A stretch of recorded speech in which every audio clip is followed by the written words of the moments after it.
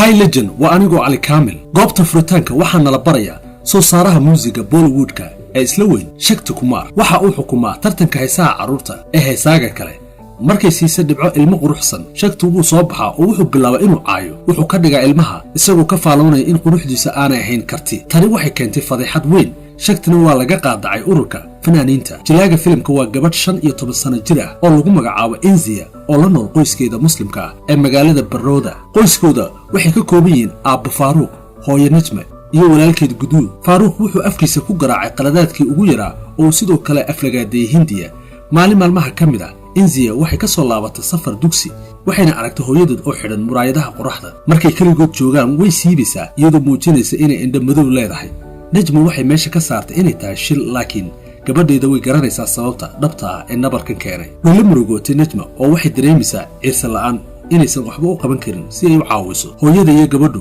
waxay leeyihiin damaanad aan mid kale lahayn guriga dumarka lagu barto karinta iyo nadiifinta Najma waxay u dagaalantay in Hindiya ay xaq u leedahay inay aado dugsiga waxay sidoo kale India ka dhigtay heesaa hibo leh kadib markii ay siisay gitaarka iyadoo uu 6 jir ah riyada Inzia waa inay noqotaa heesaa xirfad leh laakiin way ogtahay in aabaheed yahay ilaaliyaheeda wiligeed run ma noqon doonto intii ay maanta tareenka ku jirtay waxa loo sheegay tartan heesa oo ka dhaxeeya dugsiyada halkaas oo uu guulaysto helayo laptop arrinkaas ayay Najma u sheegtay waxayna go'aansatay inay ogolaansho weydiisato aabaheed markuu shaqada ka soo noqdo si aad ayay u naxday Najma markay aragtay Faruq oo niyad xumo ka muujinaya cuntada sababtoo ah Najma waxay ka ilowday milix saxankii wajigeeda ayuu ku tuuray oo qolkiisa ayuu galay Inzia way ka gaabsatay inay wax ka weydiiso tartanka waxayna ka baqaysaa inay ka xanaajiso isaga tani waxay u noqotay qoys caadi ah Hindiyana way ka daashay maalintii xigtay Inzia waxay ku soo noqotay guriga si ay u aragto laptop miiska saaran Najma ayaa u soo iibisay sababtoo ah waxay ahayd sababta Inzia u weydiin weyda ogolaanshaha aabaheed shalay Hindiya waxay u dabaaldegtaa iyadoo hooyadeed tustay waxyaabo badan oo internetka ah isbuuc soo socda isagoo Faruq maqnaan doona dayaxa ayay dhaafaysaa laptopku wuxuu farxad u keenaa qoyska oo qaabka kaliya ee madadaalada u ahaa telefishinka ilaa hadda dabadeed Inzia waxay go'aansatay inay samayso muuqaalo YouTube-ka iyadoo heesaysa laakiin waxay ogaatay in haddii ay muujiso wajeeda aabaheed uu ogaan doono markay aragtay murugadeeda Najma waxay soo jeedisay inay xidhato indho shareer habkaas dhageystayaashu waxay diiradda saari karaan heesta aabaheedna ma aqoonsan doona iyada Inzia waxay hees asal ah u qaadaysaa muuqaalkeedii ugu horreeyay waxayna ku dhijisaa magaca Secret Superstar oo looga jeedo xidigtii qarsooneed waxay sugtaa in laga bixiyo comment nasiib daro wax comment lagama bixin maalintii ugu horreysay dhowr maalmood kadib Inzia way ka qoosatay YouTube-ka oo way sii wadatay nolosheeda laakiin isla maalintii xigtay waxay dareentay in ka badan 11,000 oo qof inay daawadeen fiidiyogeeda oo dhammaantood u bogaadiyeen codkeeda Najma way ku faraxsan tahay iyada laakiin waxay ka cabsatay in ninkeeda uu helo dareenkan waxay xasuusinaysaa Inzia inay ka taxadirto internetka maalintii xigtay Faruq waxa uu ku soo noqday guriga oo safar bil qaatay ka yimid oo uu arkay laptopka Najma waxay u sheegtay inay ahayd hadiyad ay siisay Hindiya adeerkeed oo jooga Mumbai ninku ma weydiin su'aalo dheeraad ah way ku farxeen arrintaas dhowr maalmood kadib wuxuu aadayaa safar kale isla markii uu baxay Inzia waxay la soo baxaysaa laptopkeeda oo sameynaysa muuqaalo labaad markan waxay ku luuqaysaa hees iskeed u qortay oo ku saabsan hooyadeed heestaas oo noqota mid qaraxda hal maalin gudaheed dhammaadka bisha wajigeeda waxa uu ku yaalaa wargeysyada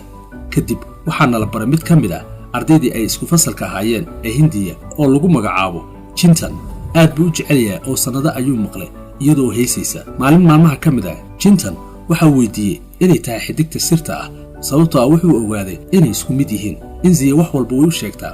waxayna ka baryaysaa inuu qariyo Chintan wuu ku faraxsan yahay inuu caawiyo wayna ku faraxsan tahay inay ku kalsoon tahay isaga oo ku filan inay la wadaagto wax walba habeenkii Inzia waxay dhex maraysaa emailkeeda markay aragto mid ka socda soo saare muran dhaliyay Shakti waxa uu halgan ugu jiraa siduu u heli lahaa kadib markii la qaatacay markaa wuxuu weydiistay Inzia inay timaado Mumbai si ay isaga ugu duubto hees laakiin ma xiisaanayso way maqashay murankiisa waxayna rumaysatay inuusan ahayn qof ku habboon in lala shaqeeyo xilligan Faruq markuu arrinkaas ogaado wuu xanaaqay wuu eedeeyay gitaarkeeda oo burburiyay isagoo ka dalbanaya inaanay dib dambe u haysan isagoo xanaaqsan Hindiya way ka argudanaysaa taas oo ka dhigaysa mid aad u kacsan ugu dambeyntii Najma waa inay soo fargelisaa si uusan u dhaawacin gabadheeda fiidkii xiga qof kasta wuxuu isu diyaarinayaa inuu aado arooska qaraabada Faruq ayaa ka codsaday xaaskiisa inay xidhato katiirad dahab ah oo hadiyad hore u siiyay laakiin inay iibisay silsilad si ay ugu iibiso laptopka India waxay iska dhigtaa inay ka dhaxraadiso armaajooyinka waxayna la gariiraysaa cabsi. Insiya way ogaatay arrintan waxayna soo jeedinaysaa inay iska dhigaan inay luntay. si kastaba ahaatee Faaruq wuu maqlay iyagoo hadlaya oo runta daaha ka qaadaya. Raaga ayaa indhihiisa ka bidhaamiyay isagoo ku dhawaaqay inaysan tegi doonin arooska maanta. Insiya waxay ogaatay in hooyadeed ay dhibaato ku jirto oo ay iyadu eedeeda qaadayso laakiin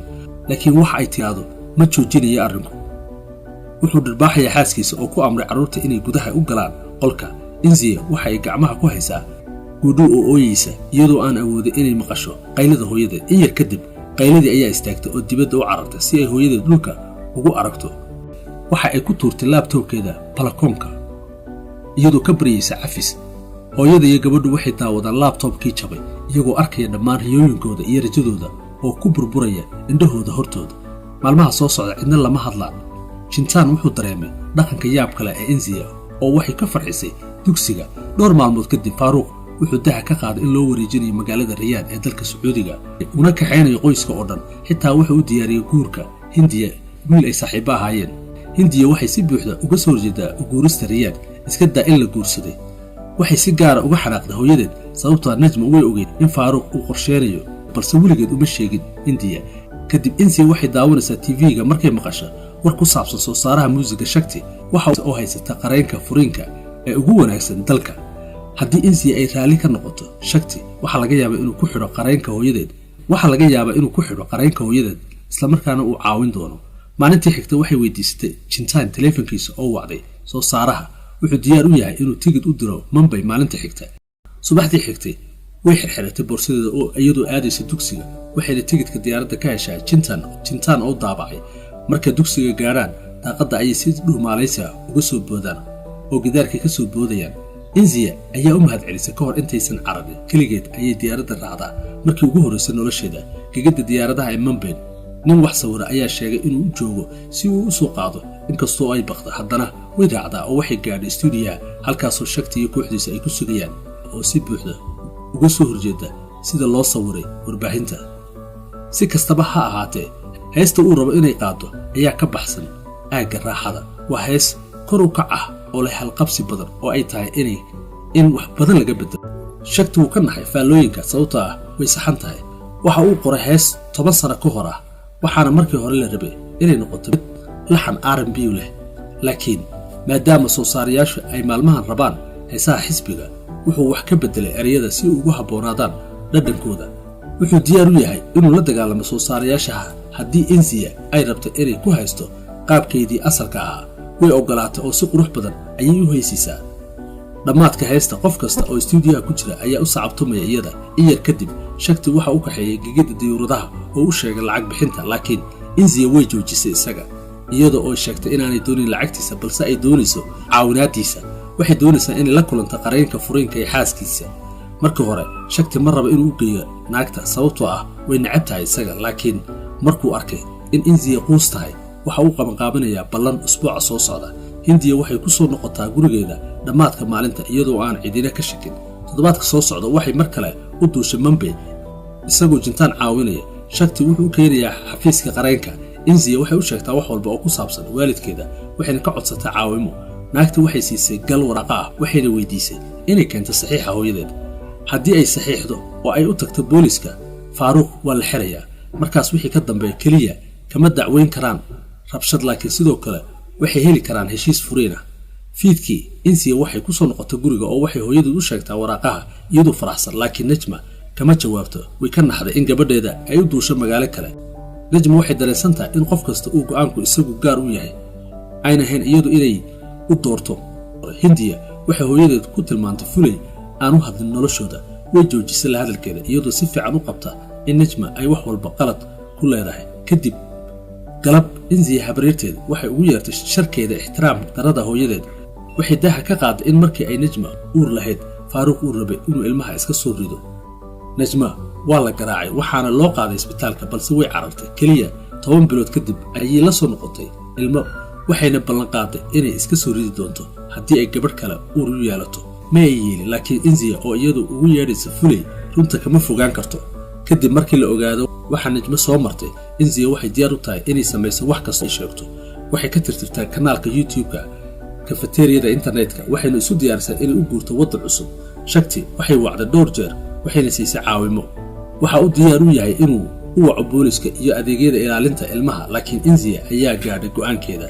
heesteeda waxay soo baxaysaa maalmo gudahooda waxayna abuurtaa dareen waxay jaantusaysaa lambarka 1 ee dhammaan aaladaha taasoo ka dhigayso qof caan ah oo dhab ah Najma way ku faantay inanteeda wayna ka niyajabtay inay ka qoostay riyadeeda dabadeed maalintii ugu dambeysay dugsiga Hindiya Jintan waxay wada hadleen waqti dheer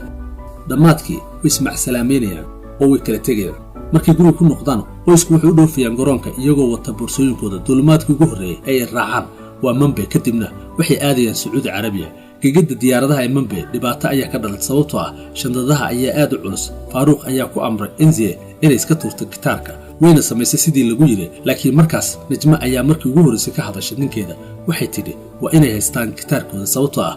waa lahaanshaha ugu qiimaha badan ee Hindiya Faaruq oo xanaaqsan ayaa gacanta kor u taagay balse waxay ku amartay inuu joojiyo intuu neefsada ayay tiri haddii aad igu dhufato wax ogsoono ma heli doonto wax kale oo aan ahayn inaan u tago booliska oo haddii loo xiro rabshad waxa hubaala inuu waayi doono shaqadiisa doorashada ugu wanaagsan isaga ayaa ah inuu kaligiisa u duulo Sacuudiga sababtoo iyada iyo caruurteeda ma socdaan Faaruq ayaa afka la kala baxay wuxuu isku dayay inuu si kale u qanciyo laakiin way soo saartaa waraaqihii furiinka oo way tustay Inzia markay caruurteeda dibadda u soo baxayso ayuu gadaal ka raacay isagoo ka baryay inay maqasho laakiin dhamaadku way baxayaan oo waa inuu keligii duulaa intaa kadib qoyska waxay aadayaan abaalmarinta madadaalada qaranka halkaas oo Inzia loogu magacaabay heesta ugu wanaagsan nasiib darro kuma guuleysan abaalmarinta laakiin waxa loogu yeeray masraxa marti sharfeed ahaan inta ay u socotay masraxa ayay boorsadii ka siibanaysaa iyadoo aan cidna uga baqayn ugu dambeyntii waxay ka jeedisaa hadal qalbi taabasho leh oo ku saabsan hooyadeed si aad u hesho aflaam xiiso leh High Legend fadlan like share iyo subscribe